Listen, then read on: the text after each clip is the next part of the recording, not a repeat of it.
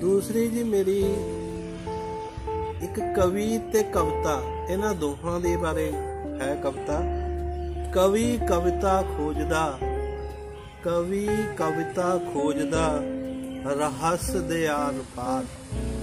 कवि कविता खोजदा रहस they are पार। काव उसनूं उड़ीकदा, काव उसनूं उड़ीकदा सबना दे विचकार। काव्य उसनूं उड़ीकदा सबना दे विचकार। थेह थेह किले ते खड़ा रुख, थेह किले ते खड़ा रुख पुछे हाका मार।